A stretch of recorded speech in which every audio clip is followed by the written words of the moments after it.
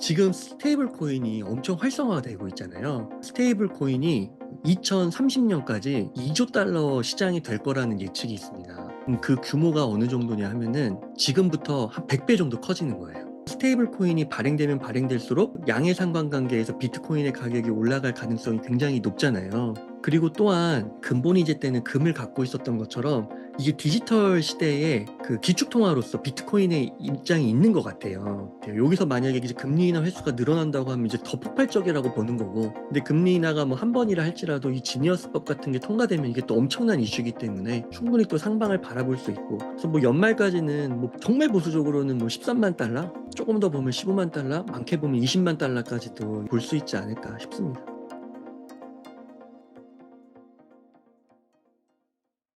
네, 안녕하세요. 성정길입니다. 네, 오늘도 옹달님 모시고 이야기 나눠보겠습니다. 네, 안녕하세요, 옹달님. 네, 안녕하세요, 석쌤. 아, 일주일 동안 네, 별일 없으셨나요? 네, 일주일 동안 별일이 없는데 네, 이게 방송할 때마다 가격이 오르는 것 같아요. 그러니까요. 오늘 또 가격 많이 올랐던데, 네. 네, 10만 5천 달러 다시 돌파했고, 잠깐, 네, 10만 7천 달러도 살짝 넘었다 온 것 같아요. 10만 7천도 갔었어요? 네, 와, 왔다가 엄청나네. 다시, 네, 좀 왔다 갔다 어저께 저녁부터 움직임이 좀 많은 것 아, 같아요. 아, 요새 변화가 좀 많은 것 같아요. 일단 미국이 음, 신용등급 강등이 됐다고 제가 들었는데 이 네. 부분에 대한 이야기 좀 자세히 좀 부탁드려도 될까요? 신용등급 강등 이슈죠. 그게 이제 네, 주말간에 나왔는데, 세계에는 그 3대 신용평가 기관이 있는데, 네, 하나가 이제 S&P, 네, 그 다음에 피치, 그 네, 다음에 무디스입니다. 음, 근데 이제 주말간에 나온 거는 이 무디스가 네, 미국의 신용 등급을 최고 등급에서 한 단계 낮은 AA1으로 강등을 했다는 거예요. 음, 그래서 그 이유가 중요한데 이제 정부 부채 증가 이게 엄청나죠. 네, 그리고 이자 부담 확대를 주요 원인으로 이제 들었습니다. 그래서 니얼 퍼거슨이라고 그 영국의 금융사학자에 의하면은 그 네, 제국이 망할 때, 큰 강대국이 흔들릴 때를 정부 부채 이자가 국방비를 넘어설 경우를 말을 음, 하거든요. 근데 네, 그게 실제로 24년에 벌어집니다. 미국에서. 음, 그러니까 미국이 그거에 대한 굉장히 스트레스가 있었을 것 같고, 그래서 미중 패권 전쟁에 있어서 더 박차를 가하는 것 같고, 또 트럼프 대통령이 당선된 이후에 관세를 세게 한번 질르셨던 것 같아요. 네, 그래서 이런 이유로 이제 무디스가 이렇게 강등을 했는데, 그래서 요 건을 갖고 이제 주말간에 각종 커뮤니티에서는 얘기들이 많았습니다. 이제 월요일 날 음, 장 열리면 이거 주식 하락하는 거 아니냐, 채권금리 올라가는 거 아니냐, 뭐 이런 이야기들이 있었는데, 저는 이제 어떻게 보냐면은 이 이슈가 이번만이 아니라는 거죠. 2011년에 무려 14년 전에도 한번 나왔었고요. 그 다음에 2년 전에 피치에서도 한번 나왔었습니다. 그래서 이때 보면은 2011년 때 나왔을 때는 실제로 이때도 이 부채 한도 협상 난항과 재정 적자 확대 우려 때문에 이 이슈가 나왔고, 그때 한 증시가 8.4% 정도 떨어졌어요. 와, 하루 만에. 그리고 한 40일 정도 지속이 됐는데 한 10% 내외까지 폭락을 했었습니다. 그래서 음, 이슈가 큰 게 하나 있긴 했었죠. 그래서 이때도 미국 국채 디폴트 채무 불이행 우려가 시장에 퍼져가지고 이제 코스피 같은 경우는 15%까지도 하락을 했었어요. 어, 많이 빠졌죠. 그리고 2023년에 이제 피치가 이번에는 강등을 하는데요. 근데 이때는 과거에도 한번 경험을 해서 그런지 1.4%밖에 하락을 안 했어요. 아, 이미 어, 한 번 맞아봐서 덜 네. 무서웠나 보네요. 그리고 결국 얘네가 그다음부터 엄청난 랠리를 기록했거든요. 그러니까 맞아. 어떻게 보면 그냥 바이더 딥 기회였던 거죠. 그리고 나스닥 지수도 2.2%.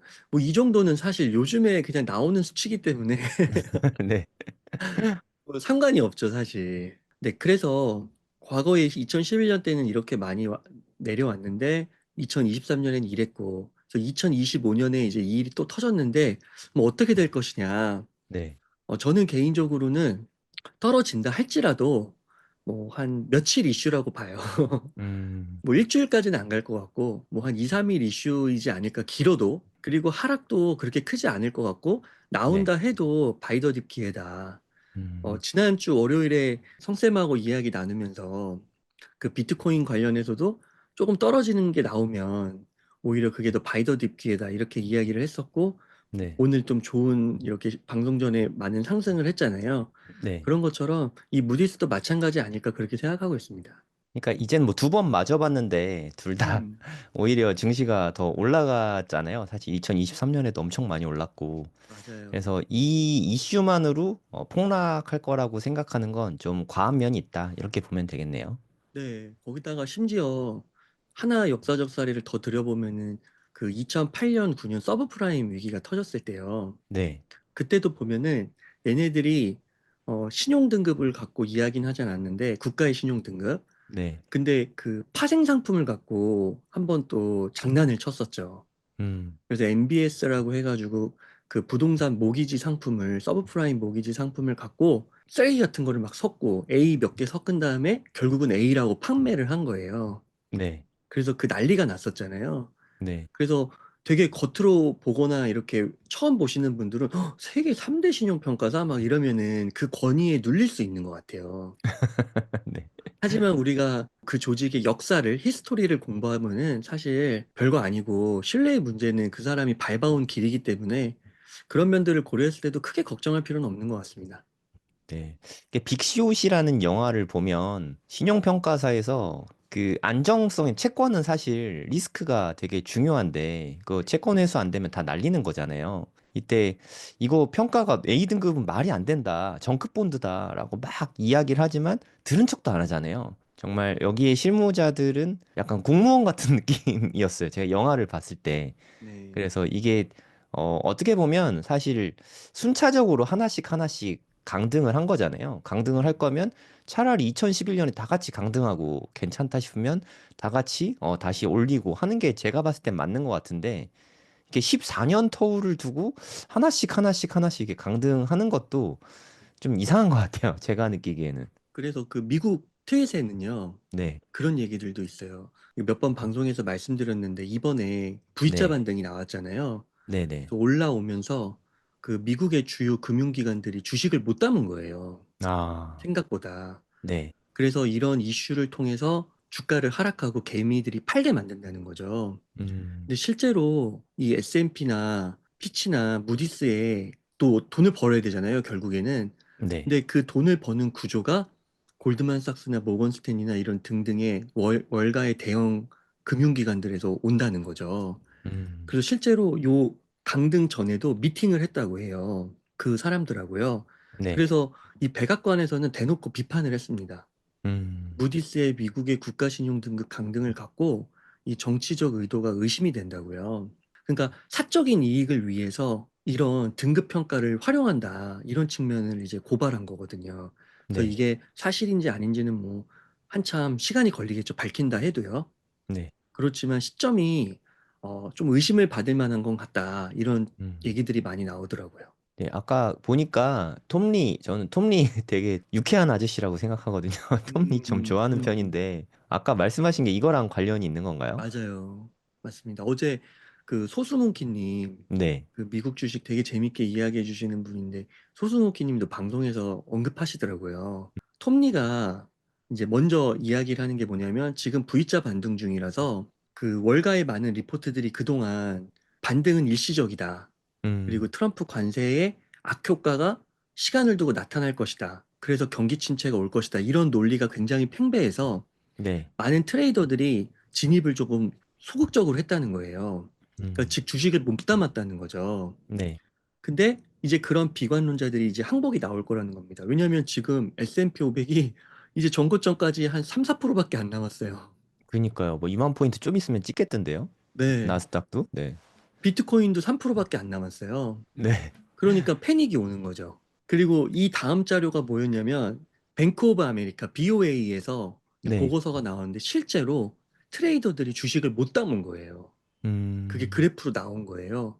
네, 그래서 그런 걸 봤을 때 지금 월가도 지금 충격에 좀 휩싸인 것 같다. 그러니까 주식을 음, 담기 위해서 언론 플레이를 좀 할 수 있는 것 같다. 네, 그렇게도 볼 음. 수 있을 것 같습니다. 그러니까 정말 급변하게 된 것 같아요. 4월 3일 날 상호관세 막 무지막지하게 때린 다음에 뭐 정말 뭐 한 이틀 동안 한 10% 빠졌잖아요, 지수가. 그다음에 갑자기 90일 유예해 주면서부터 분위기가 급반전되고 되게 짧은 시간에 올라온 것 같아요. 네, 맞습니다. 그래서 이게 며칠 전만 해도요, 한 일주일 전만 해도 이런 뉴스들이 많이 나왔어요.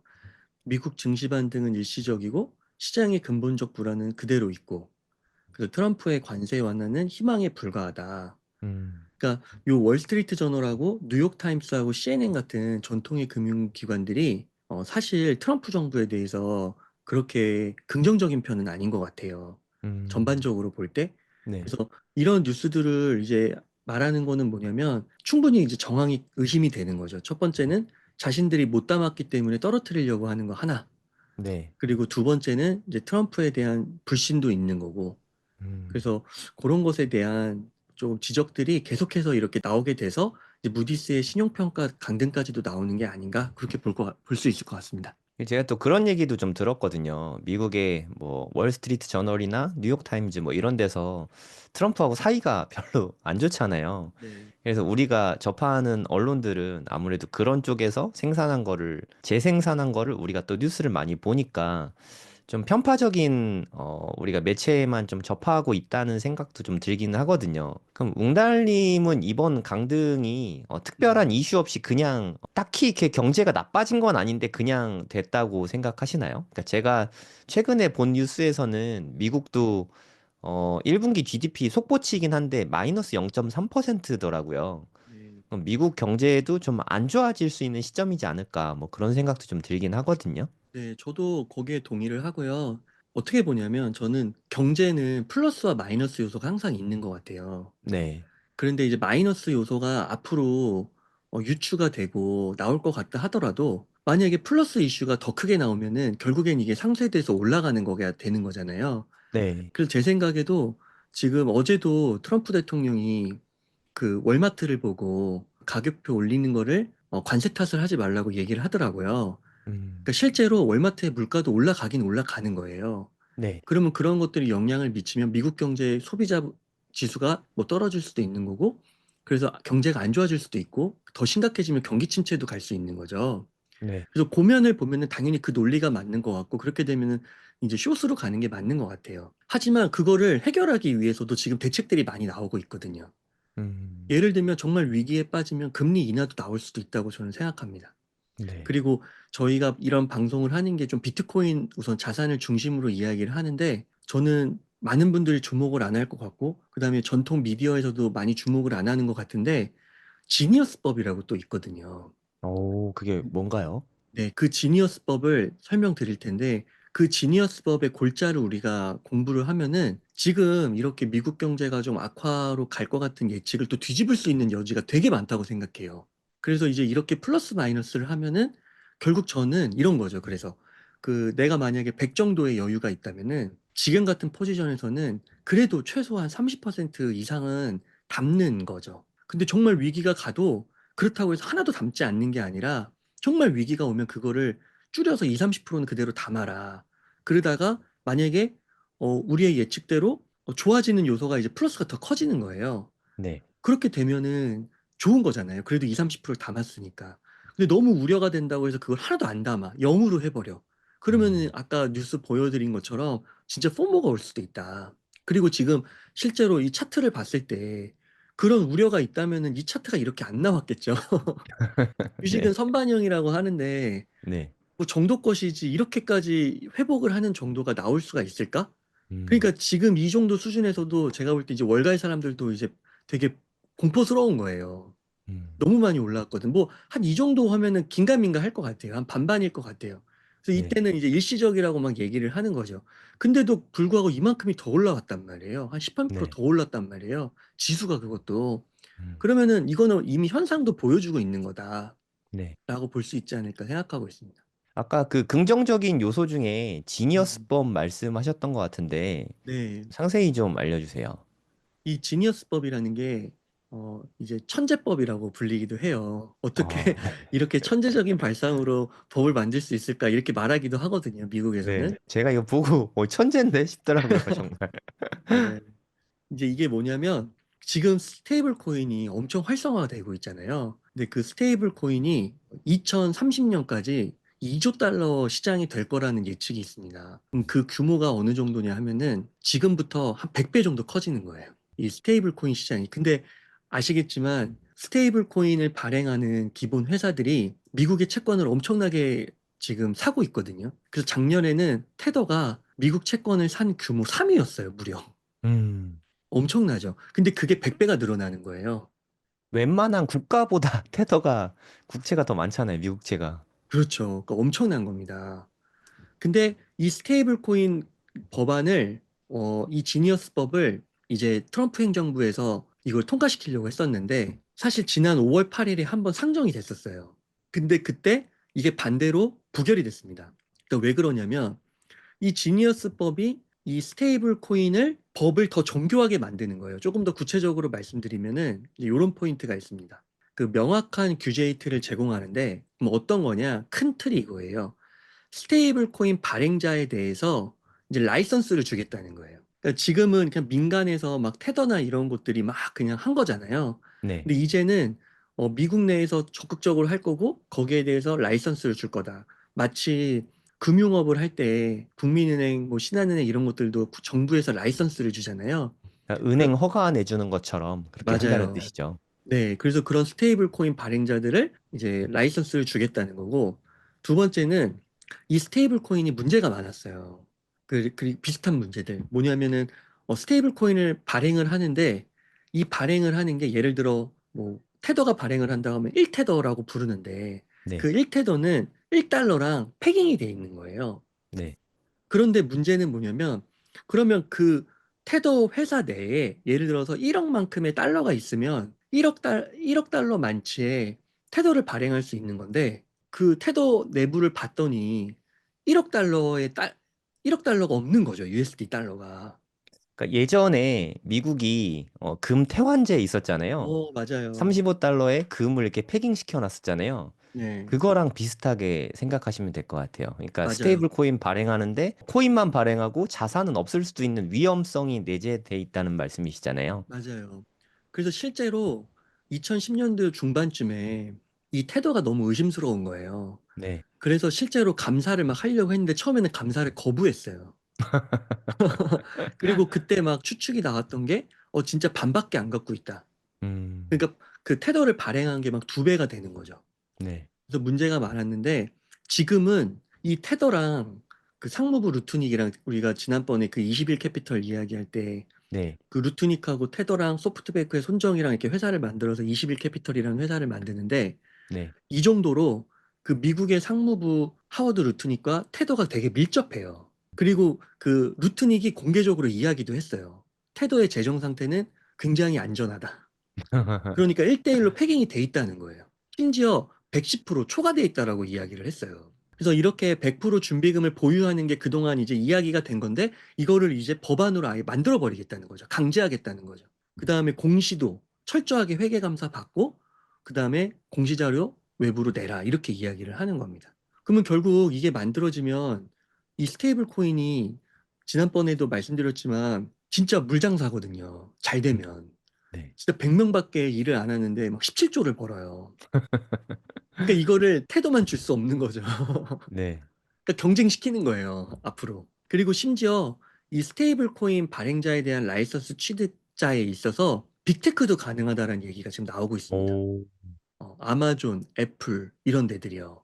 왜냐면 네. 얘네들은 현금이 웬만한 금융 회사들보다도 많거든요. 음. 그러니까 얘네들이 그리고 이미 플랫폼도 갖고 있고 유저도 갖고 있어요.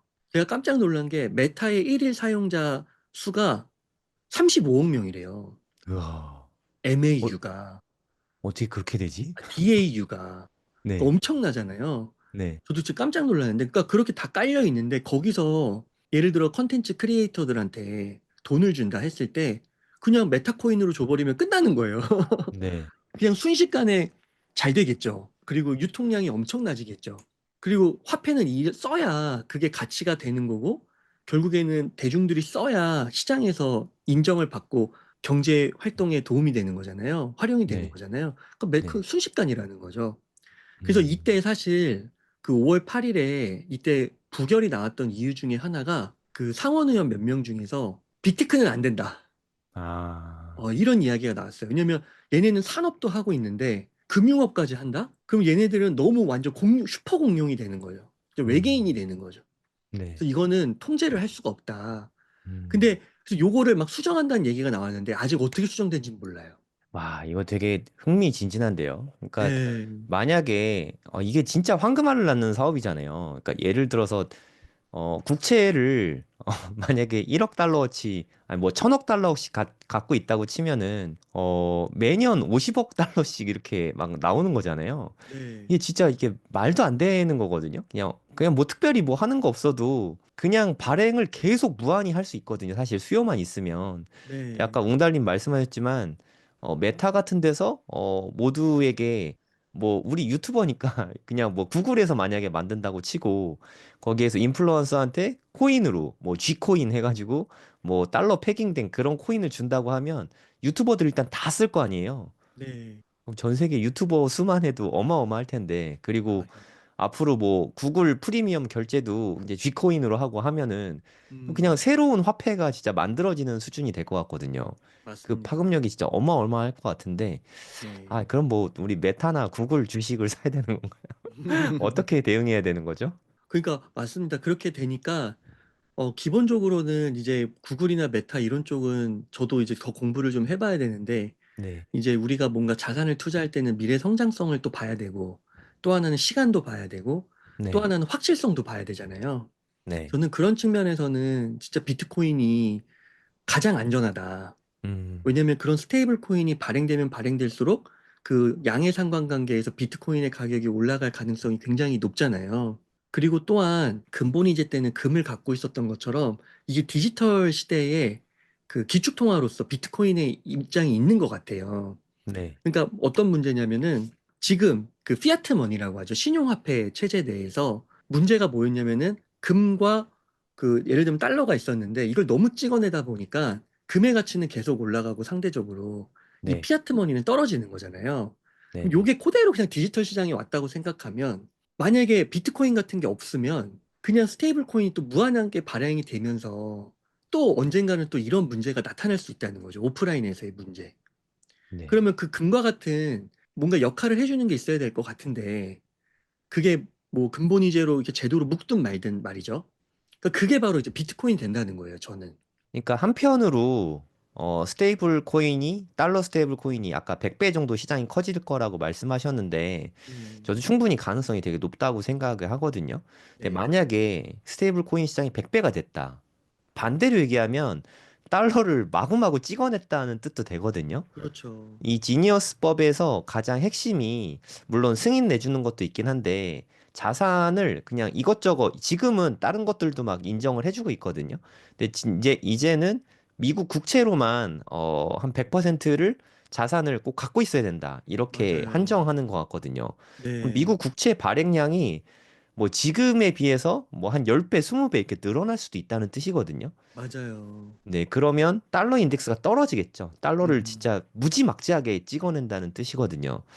그러면 달러가 너무 흔싸귀비라고 하잖아요. 그러니까 달러가 너무 흔해져서 좀 점점 가치가 떨어지게 되는 거죠. 비트코인은 희소성이 한정돼 있으니까 달러 가치로 보는 비트코인 가격은 계속 올라갈 수밖에 없지 않을까. 뭐 이런 생각이 듭니다. 맞아요. 그렇습니다. 그리고 이 지니어스법이 탄생 배경이 여러 가지 이유가 있겠지만 그 이제 미중 패권 전쟁이라는 큰 틀 속에서 결국에는 그 미국의 달러 패권이 약해졌기 때문에 이 지니어스법이 나오는 거라고 볼 수 있거든요. 네. 달러 패권이 왜 약해졌냐? 결국은 미국 국채를 안 사는 거예요. 음, 옛날만큼 미국 달러에 대한 확신이 없으니까 네. 미국 국채를 안 사는 거죠. 많은 네. 국가들이.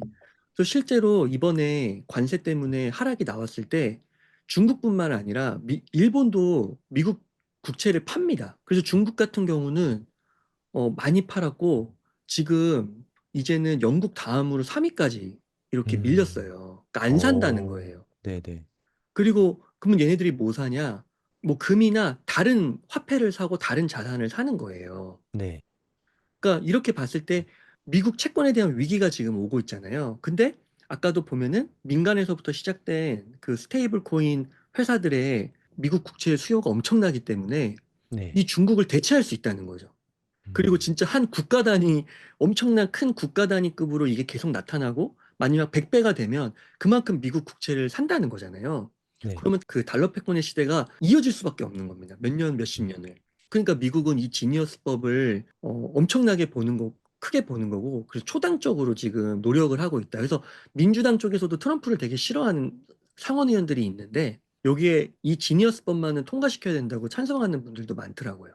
음. 그래서 5월 내에 결판이 될 것 같습니다. 근데 지금 계속해서 미국 국채 금리가 오르고 있잖아요. 네. 그것 때문에 금리 인하도 지금 올해 원래 한 세 번에서 다섯 번 정도 금리 인하 한다는 말이 나왔었는데 지금은 네. 뭐 한 번 한다는 말이 있고 그렇더라고요. 네. 저는 금리 인하가 비트코인 상승에 되게 좀 트리거 역할을 한다고 생각하고 있는데 네. 올해 금리 인하 가능성에 대해서는 어떻게 생각하세요? 네, 뭐 금리 인하 이슈도 그동안 너무 많이 나왔던 이슈라 네, 뭐 한 번이든 두 번이든 세 번이든 그리고 너무 잘 변하더라고요. 맞아요. 근데 결국에는 그런 이슈는 여전히 있는 건데 불구하고 지금 비트코인의 가치는 거의 10만 6천 달러 정고점 대비해서 거의 2, 3% 정도로 이렇게 이제 5% 정도, 4% 정도 네, 이렇게밖에 안 된 거잖아요. 네, 그리고 이미 시장은 금리 뭐 인하를 한 번 할 거라고 생각하고 있고요. 음, 그래서 저는 그러니까 플러스 마이너스를 항상 봐야 되는 것 같아요. 여기서 만약에 이제 금리 인하 횟수가 늘어난다고 하면 이제 더 폭발적이라고 보는 거고. 네, 근데 금리 인하가 뭐 한 번이라 할지라도 이 지니어스법 같은 게 통과되면 이게 또 엄청난 이슈이기 때문에 음, 충분히 또 상방을 바라볼 수 있고. 그래서 뭐 연말까지는 뭐 정말 보수적으로는 뭐 13만 달러, 뭐 음. 조금 더 보면 15만 달러, 많게 보면 20만 달러까지도 이렇게 볼 수 있지 않을까 싶습니다. 어, 일단 지니어스법이 비트코인 가격에는 가장 트리거 역할을 할 거라고 보고 있으신 거네요. 맞아요. 그 스테이블 코인의 발행량이 정말 절대적인 영향을 미칠 것 같아서 그렇습니다. 어, 근데 그럴 수밖에 없을 것 같아요. 지금 현 시점에서 사실 비트코인을 매수하는 게 보통 사람들에게는 되게 불편한 일이잖아요.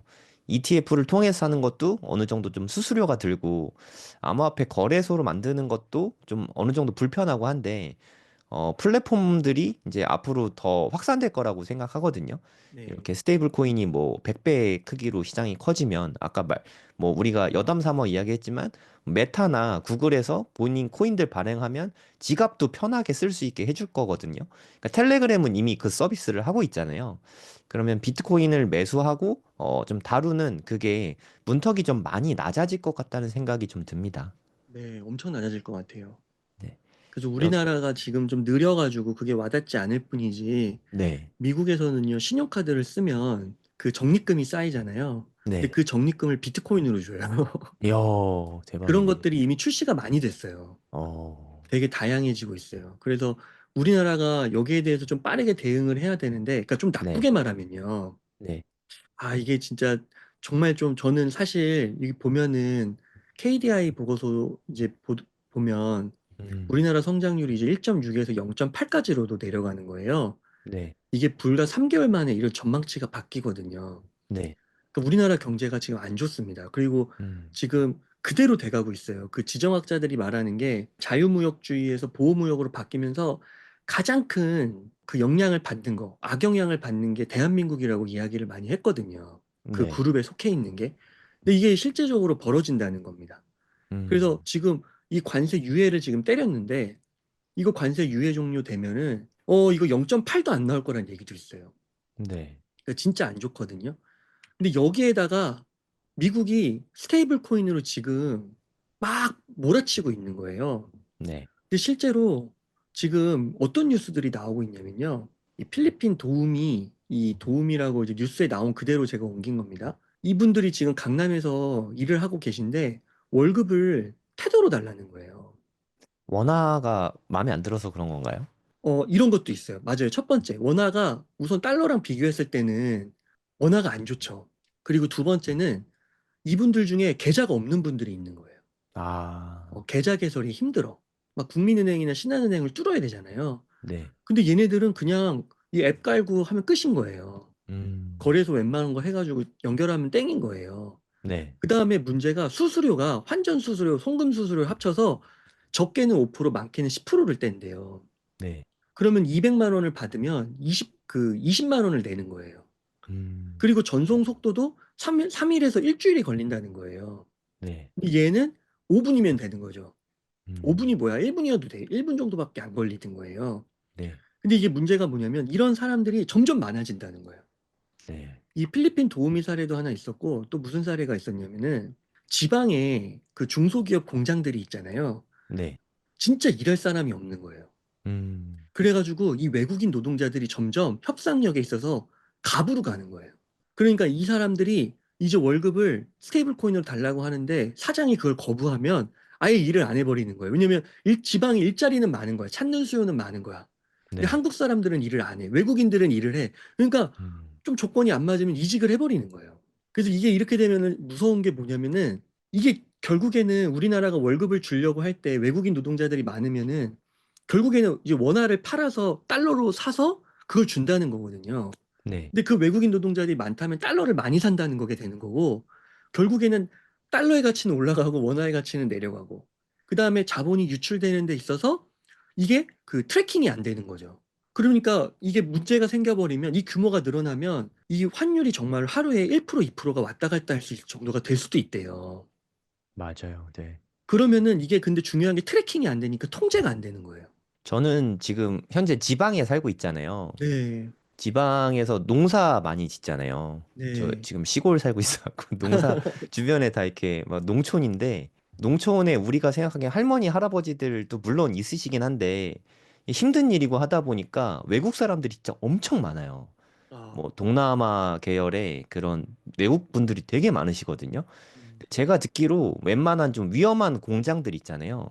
한국 사람 아예 없대요. 전부 다 아, 외국인들이고 특히나 건설 현장 같은 데 있잖아요. 우리 음, 우리 어렸을 때만 해도 뭐 노가다 뛰면 하루에 10만 원 벌 수 있어 뭐 이렇게 막 했던 것 같은데 이제 그런 거는 외국 사람 아니면 아예 없대요. 음, 그러니까 외국인들이 차지하는 근로에서 차지하는 비중이 되게 높거든요. 그 음, 웅달님 말씀대로 원화가 아닌 달러로 계속 지불을 해야 되면 이게 국부유출이 달러가 그 국고잖아요. 어떻게 보면 달러가 유출된다는 게 달러가 계속해서 이렇게 빠져나가는 네, 그런 일이 될 수 있을 것 같아요. 그러니까 미국의 입장에서는 결국은 스테이블 코인이 잘 쓰이는 거고 그거랑 채권으로 패깅시켜 놨기 때문에 네, 미국은 나쁠 게 하나도 없어요. 그러니까요. 그러니까 워낙 어떻게 보면은 이거 통화 시장도 어떻게 보면 경쟁이잖아요. 근데 그 그럼요. 자영업 커피 시장이 경쟁하듯이 뭐 네, 푸썸이랑 스타벅스랑 뭐 메가커피랑 경쟁하듯이 원화 뭐 파운드와 엔화 미국 시장이 하는 건데 원화의 시장이 줄어들고 그럼 음, 그만큼을 달러가 가져가는 거예요. 네. 그 무서운 일이죠, 진짜로. 근데 한편으로 생각하면 솔직히 비트코인하고 달러하고 비교를 해보면 뭐 최근 한 10년만 비교해도 한 달러 가격 한 1000분의 1로 떨어졌잖아요. 음, 비트코인을 그냥 고정해 놓는다고 치면 앞으로 또 한 10년, 20년 지나면 뭐 한 100분의 1 정도로 떨어질 것 같거든요.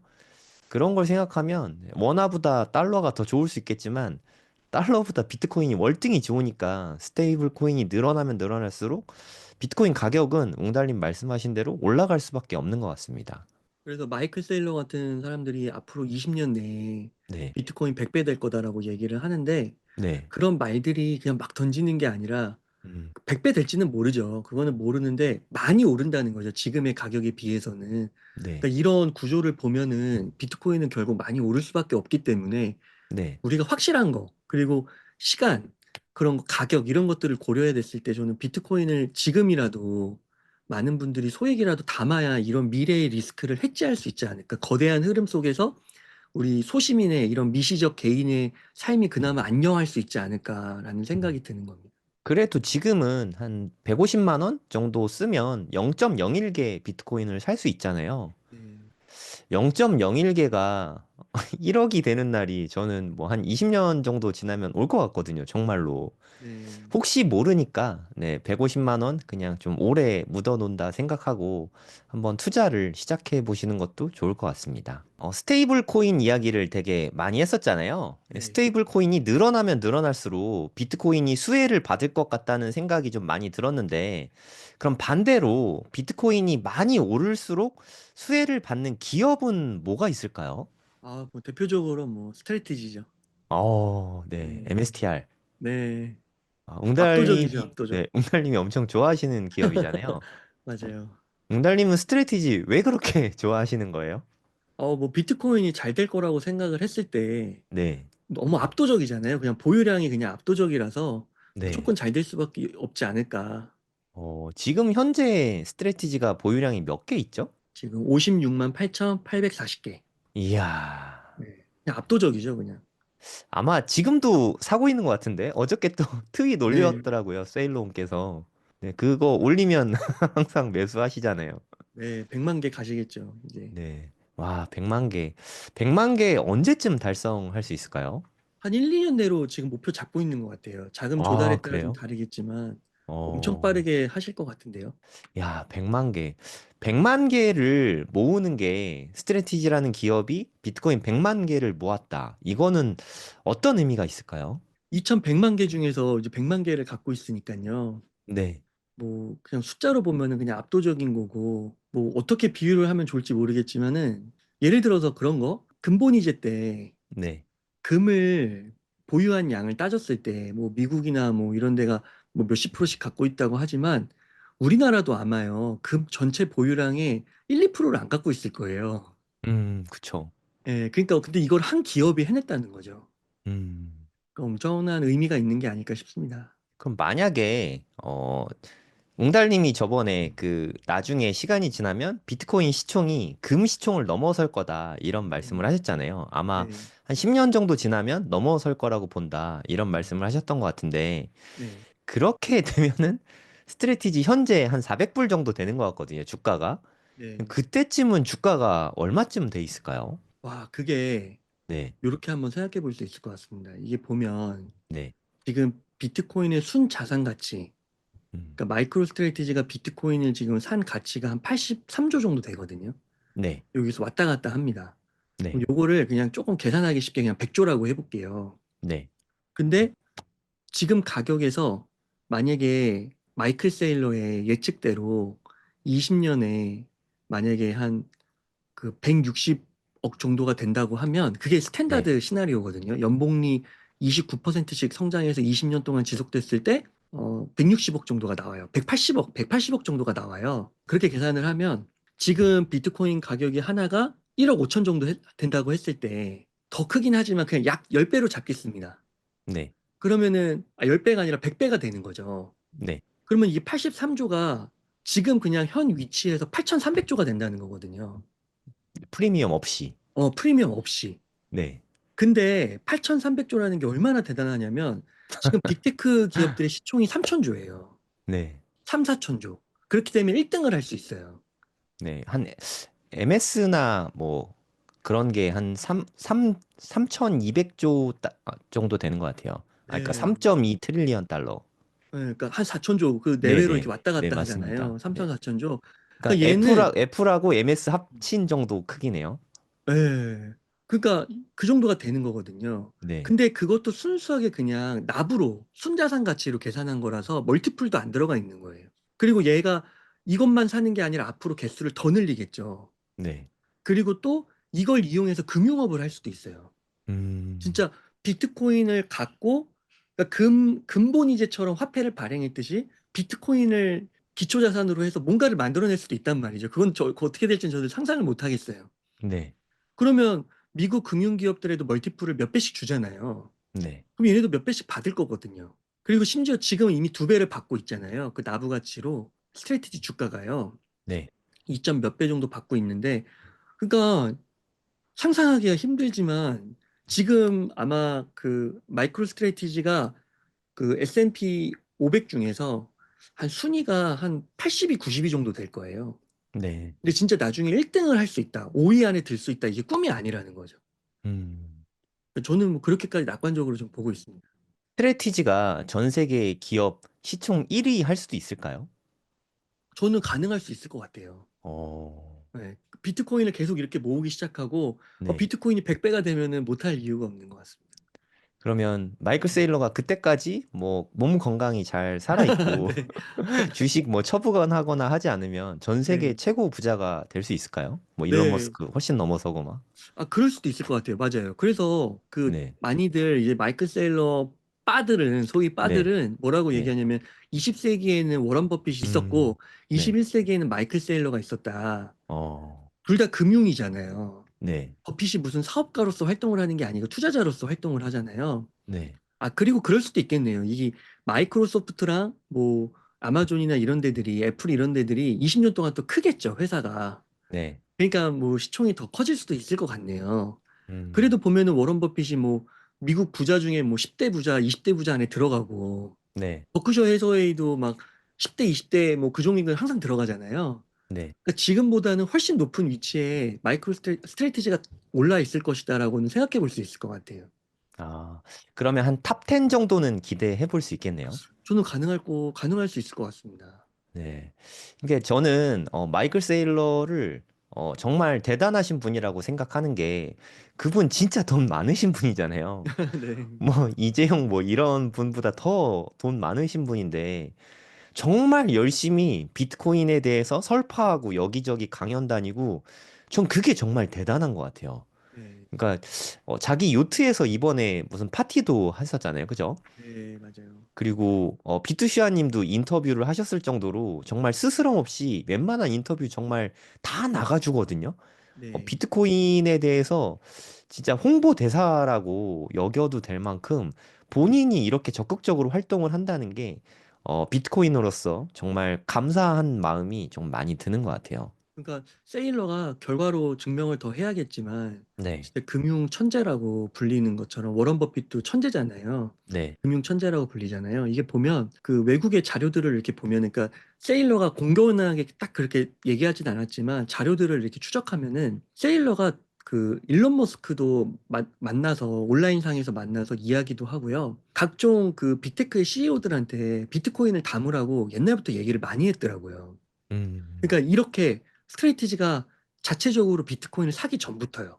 네, 그러니까 이런 아이디어가 있으니까 이 비트코인 재무 회사로 너네가 클 수 있다. 음, 그렇게 얘기를 했는데 안 들은 거예요. 음, 심지어 일론 머스크도 그 트윗에서 서로 대화한 게 남아 있는데 네, 정말 그렇게 될까요? 하면서 결국에는 한 몇 개 안 담은 거예요. 몇만 네, 개밖에 안 담은 거예요. 네, 그 후에 세일러가 이제 아, 그냥 이거 우리가 해버릴까 이렇게 좀 마음 먹은 것 같아요. 아, 그래서 이렇게 이거 그러니까 사실 이걸 결과로 보면은 되게 이거 누구든지 할 수 있는 거 아니야. 그리고 지금 따라하는 기업들이 엄청 많잖아요. 네, 근데 이거를 처음에 첫 발을 이 금융 이런 구조를 짜가지고 내딛는 거는 진짜 금융 천재 이 분야에 있어서 마치 일론 머스크가 전기차를 만든 것처럼 비트코인으로 이렇게 재무회사를 만들 수 있고 세계 시총 뭐 10위권 안에 있는 회사로 만들 수 있다라는 비전을 갖는 거는 아무나 할 수가 없다는 거죠, 진짜. 제가 그 예전에 유튜브에서 봤었던 건데 네. 원래 마이클 세일러가 2019년, 2020년 뭐 요럴 때는 비트코인에 되게 좀 회의적이었대요. 그런데 그 되게 친한 뭐 한 부회장쯤 되는 그런 직원하고 되게 친한데 그 직원으로부터 그러니까 친구죠. 그 친구로부터 비트코인에 대한 이야기를 처음 들었대요. 그래서 처음에 좀 시큰둥하게 들었다가 나중에 관심을 갖고 자기도 이제 비트코인 공부하기 시작했다고 그렇게 얘기를 하더래요. 그래서 그럼 비트코인 좀 샀냐 했더니 그냥 10K 이러더래요. 10K가 그때 비트코인 한 개에 한 10,000달러 정도 했어요. 그래서 아, 네. 비트코인 한 개 샀구나. 이렇게 생각을 했었는데 그러면 뭐 한 개 정도 산 거야? 이러니까 No, 10K 10,000개를 산 거예요. 10,000개를. 어, 한 방에 네. 2020년도에 지금 뭐 네. 차트 보시면 알겠지만 2020년도에 1,000불이 안 됐어요. 아, 네. 그 10,000불이 안 됐어요. 네. 그러니까 10,000불 정도밖에 안 됐던 그 시기에 10,000개를 이미 개인 겁니다. 그거는 심지어 음, 스트래티지에서 산 것도 아니고 그러고 나서 이제 스트래티지에서 비트코인 매수하는 비전 발표하고 그거 트위터 가면 지금도 맨 위에 이렇게 있는데 그게 한 2020년 8월 정도부터 매수하겠다라고 이야기했거든요. 그 이후로 지금까지 네, 한 3,100% 정도 올랐다고 합니다. 그러니까 한 30배 정도? 요 정도 오른 거죠. 그 발표 이후에. 그러니까 저는 앞으로도 스트래티지는 분명히 부침이 많을 것 같아요. 네. MNAV를 뭐 2배 이상 받는다는 뜻은, 그러니까 비트코인 가치 대비 프리미엄을 받는다는 뜻은 비트코인 가격이 뭐 얘네 평단이 예를 들어 7만 달러다 하면은 7만 달러 밑으로 내려갈 때마다 아마 프리미엄이 팍팍 깎일 거거든요. 네. 저는 그때마다 담기만 해도 한 20년 보유하면 스트래티지는 지금은 쳐다도 보지 못할 가격이 되어 있지 않을까? 뭐 그런 생각이 좀 들긴 합니다. 네. 하지만 스트레티지도 분명히 리스크가 좀 많을 것 같거든요. 어떤 네. 리스크를 좀 조심하면 될까요? 가장 큰 리스크는 결국 그 비트코인에 대한 확신 같아요. 그러니까 비트코인의 음, 가격이 떨어지고 비트코인이 우상향하지 못하면 네. 엄청난 그거는 뭐 기업을 이제 존재 가치를 흔들 위협이 될 것 같아요. 음, 스트레테지 그 홈페이지에 들어가면은 네. 되게 상세하게 자료를 매일매일 이렇게 업데이트해서 보여주고 있는데, 많은 분들이 그러면 그 돈으로 이렇게 막 엄청나게 사는데 그거 다 빚 아니냐. 음, 실제로 빚도 하고 막 주식 발행하면서 그 기존 주주 가치 희석되고 문제 많다 이렇게 보는데 그런 것 같아요. 실제로 지금 우선 성쌤께서 얘기해 주신 것처럼 이 내재 변동성이라고 해서 네. 실제로 이게 그 가격의 변동성이 엄청난 거예요. 음, 그러니까 다른 기업들하고 비교했을 때 네. 극단적으로 높은 수준으로 나옵니다, 지금. 그러니까 애플이나 마이크로소프트 같은 변동성이 20에서 많으면 40인데 이게 거의 2배 이상이 나오거든요. 그러니까 이 가격 변동성은 감당해야 된다. 네. 근데 그만큼 미래가 그 성장 가능성이 크니까 이만큼 또 크겠죠. 그래서 이런 것도 있어요. 이 변동성이 크다 보니까 마이크로 스트래티지를 갖고 그 옵션을 걸어가지고요. 파생 상품들도 많이 나와요. 맞아요. 이런 거 되게 좋아하잖아요. 변동성들을 트레이더들이. 한국인들도 좋아하잖아요. 네. 그래서 인기가 많고. 네. 그 다음에 이제 요 부채 수준으로 봐도요. 시가총액 대비 지금 부채가 9%. 그 다음에 비트코인 나부로 봤을 때 순자산 가치로 봤을 때도 17%. 네. 그러면 이걸로 봤을 때는 이게 결국 레버리지 수준을 보여주는 건데 매우 양호하다는 거죠. 우리나라 웬만한 기업들보다 훨씬 양호한 수준 아닌가요? 일반 상장사들이 한 100% 나온다고 해요. 음, 그리고 50% 나오면 와 대단하다 이러는데 네. 이렇게 되는 거죠. 근데 이제 한 가지 위협은 비트코인의 가격이 떨어지면 그것도 갑자기 떨어지면 순식간에 이제 부채 비율이 올라갈 수는 있는데 네. 만약에 비트코인의 가격이 부침은 있더라도 우상향을 한다고 하면 지금 이렇게 많이 매입을 했는데도 재정 수준은 아주 건전하다라고 말할 수 있는 거죠. 제가 최근에 웅달님도 뉴스 올려주셨는데 전 세계에서 세계 최대 자산운용사 두 개만 꼽아봐라 하면은 블랙락하고 뱅가드잖아요. 네. 사실 뱅가드는 비트코인에 대해서 되게 좀 부정적인 입장이고 ETF도 안 내고 있잖아요. 비트코인 현물 네. ETF도 안 내고 있는데 뉴스에서 봤는데 25년 1분기에 거의 뭐 한 10억 달러어치 MSTR을 매수했다고 하더라고요. 그러니까 뱅가드도 비트코인은 자기네들이 부정했으니까 좀 음, 이제 와서 막 만들고 하면 좀 모냥 빠져갖고 안 하고 있는 것 같은데 음. MSTR은 엄청 좋게 보고 있는 것 같아요. 그것도 그렇고, 그러니까 이런 게 있는 것 같아요. MSTR을 사는 이유가, 그러니까 비트코인을 직접적으로 담기는 좀 부담스러운 거예요. 네. 그게 또 설득 포인트가 있잖아요, 국민들한테. 왜냐면 음, 비트코인이 아직 뭔가 그 제도도 불명확하고, 네. 아직은 위험 자산으로 돼 있고, 투기로서 받아들이는 시각이 많다 보니까, 네. 그래서 우리나라 국민연금도 MSTR 사고, 오세훈 서울시장님도 MSTR 사고, 네. 그러니까 비트코인은 근데 우리나라도 그래요. 그 보면 우리나라가 대표적일 수 있는데 우리나라도 비트코인을 사면은 뭐라고 해요. 근데 음, MSTR을 사면 그래도 비트코인보다 낫거든요. 그런 게 아직 남아 있어서 그런가 이 사우디 중앙은행도 네. 스위스 중앙은행, 뭐 노르웨이 중앙은행 할 것 없이 지금 스트래티지를 막 담고 있어요. 그래서 사우디도 2만 5천 부 주 이렇게 담았다고 하네요. 이야, 2만 5천 주 막 사우디는 확실히 돈이 많네요. 이게 한 주 가격이 막 지금 50만 원 넘잖아요, 스트레티지. 네. 그리고 이거 되게 저는 이것도 좀 이거는 조금, 좀 그런 것 같아요. 이게 뭐냐면, JP 모건은요, 네. 스트래티지를 담은 건 아닌데, 네. 비트코인을 1분기 만에, 그러니까 네. 단 한 3개월 만에요, 음. 2조를 샀어요. 이런 건 좀 음모론이긴 한데, 음, 제이미 다이먼의 JP 모건이 사실 월가를 장악하고 있잖아요. 맞아요. 사실상 거의 뭐 월가의 황제인데, 음, 1분기에 좀 음모론적인 이야기긴 하지만, 비트코인 가격 빠진 게 얘네들이 좀 뭔가 수를 쓴 게 아닌가 하는 생각도 좀 들긴 하거든요. 네, 1분기에 가격이 빠지니까 기다렸다는 듯이 2조 원 넘게 이렇게 매수를 한 거잖아요. 맞아요. 맨날 나쁘다고 하다가 200배가 넘는 금액이 한 번에 들어온 겁니다. 아 그러니까요. 진짜 아까도 웅달님 말씀하셨지만 얘네들이 못 사면 일부러 끌어내리는 것 같아요, 가격을. 맞아요. 근데 그게 진짜 맞는 게 네. 국내도 마찬가지예요. 음. 제가 많이 인터뷰했잖아요. 네. 그리고 증권사 리포트도 많이 읽었잖아요. 네. 근데 우리나라는 항상 바이 리포트가 나와서 문제긴 한데 음. 진짜 믿으면 안 돼요. 맞아요. 네. 자기가 결국에는 공부해서 저희 고래동 공부 멤버십이나 안 되면 책을 많이 읽으셔서 공부해서 결국에 판단은 자기가 해야 돼요. 어떤 음. 사람이 말을 되게 설득적으로 한다. 신뢰가 간다. 관상이 좋다. 이러면 안 됩니다.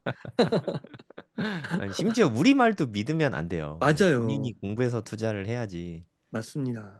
저희는 뭐 웅달님이 공부해서 우리에게 알려주는 거지 틀릴 수 있습니다. 우리도 음, 뭐 미래를 갔다 와본 적이 없잖아요. 어떻게 될지 네. 모르고.